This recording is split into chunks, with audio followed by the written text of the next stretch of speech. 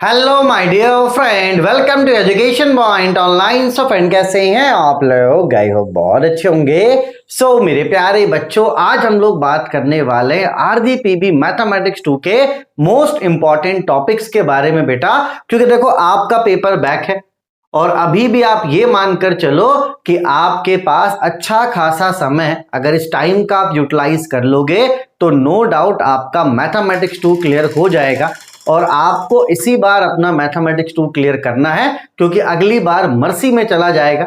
और मर्सी में बच्चे इतना डर जाते हैं ना कि ज्यादा पढ़ने के बावजूद भी उनका पेपर बैक लग जाता है। तो अपने दिमाग में एक बात आप बैठा लीजिए कि इस बार आपको M2 क्लियर करना है। अगर इसके बदले आपके थर्ड सेम का एक आध पेपर बैक हो भी जाता है तो भैया हो जाने देना। थर्ड सेम का पेपर अपन अगली बार निकाल लेंगे, लेकिन M2 अगली बार नहीं जाना चाहिए। क्योंकि अगर मर्सी में गया तो इतना मानकर चलो कि 10 में से सिर्फ एक ही बच्चा ऐसा हो पाता है जो M2 में मर्सी में पेपर क्लियर कर पाता है पढ़ने के बावजूद भी। क्योंकि इतना टेंशन, इतना डर जाता है, एग्जाम में जाकर ब्लैंक हो जाता है। ठीक है भाई साहब, तो आपको M2 क्लियर करना है। M2 को आप प्रेफरेंस दोगे।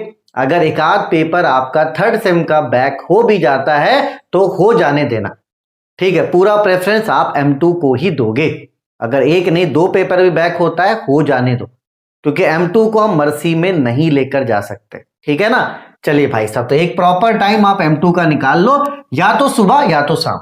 सुबह में 3 से 4 घंटे M2 पढ़ो, अगर शाम के रूटीन में तो शाम में आप पढ़ो। जैसे थर्ड सेम का आपका पेपर है तो थर्ड सेम वाले पेपर को आप मॉर्निंग में पढ़ लो, और इवनिंग में बेटा आपको क्या करना, सिर्फ और सिर्फ M2 पढ़ना है।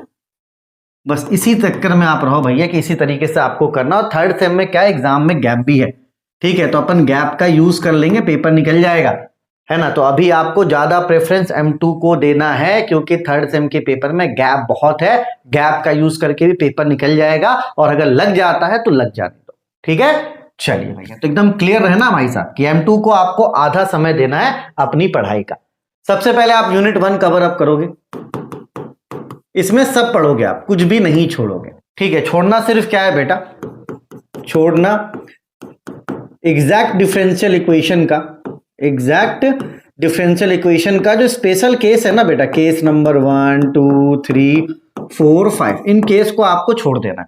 स्पेशल केस आपका जो एग्जैक्ट डिफरेंशियल इक्वेशन में है उसको आपको छोड़ देना। सिर्फ नॉर्मली आपको पढ़ना है कि जो आपका एग्जैक्ट डिफरेंशियल इक्वेशन होता है ना बेटा, mdx plus N D Y is equals to 0, बस ये वाला फॉर्म आपको पढ़ना है जो आपका नॉर्मल फॉर्म है। ठीक है, रिड्यूसेबल तो एग्जैक्ट बेटा जो केस नंबर 1 2 3 4 5 ये आपको नहीं पढ़ना है। ठीक है, चलो जैसे यूनिट 1 आप पढ़ लोगे, ठीक है, उसके बाद क्या करना है बेटा, आपको PYQ सॉल्व करना है। किसका? यूनिट नंबर 1 का। ठीक है बेटा, यूनिट नंबर 1 अच्छे से पढ़ना, थोड़ा समय आप दे देना, कोई दिक्कत वाली बात नहीं है। और जब आपका यूनिट 1 कंप्लीट हो जाएगा तब आपको क्या करना है बेटा, इसके जो PYQ है उसे आपको सॉल्व कर लेना है। ठीक है, चलिए इसके बाद आप क्या पढ़ोगे बेटा, इसके बाद आप पढ़ोगे यूनिट नंबर 2 का सिर्फ और सिर्फ वेरिएशन ऑफ पैरामीटर। सिर्फ और सिर्फ बेटा वेरिएशन ऑफ पैरामीटर आप पढ़ोगे। ठीक है, और वेरिएशन ऑफ पैरामीटर पढ़ने के बाद आप PYQ उसका सॉल्व करोगे। ठीक है बच्चों, चलिए ठीक है, सिर्फ एक टॉपिक पढ़ना यूनिट नंबर 2 में। यूनिट नंबर 3 आपको पूरा पढ़ना है। और भाई यूनिट नंबर 3 में लापरवाही मत करना, क्योंकि ये एक ऐसा यूनिट है ना बेटा जिसमें क्वेश्चन को टफ पूछा नहीं जा सकता, घुमा कर पूछा नहीं जा सकता। अगर आपका मैथमेटिक्स 2 का पेपर टफ आ गया ना तो आपको यूनिट नंबर 3 ही बचाएगा, है ना। तो आपका यूनिट नंबर 1 में भी CFPI है जो हर बार पूछता है, यूनिट नंबर 3 में भी CFPI है जो हर बार पूछा जाता है, और आराम से आप पास हो जाओगे।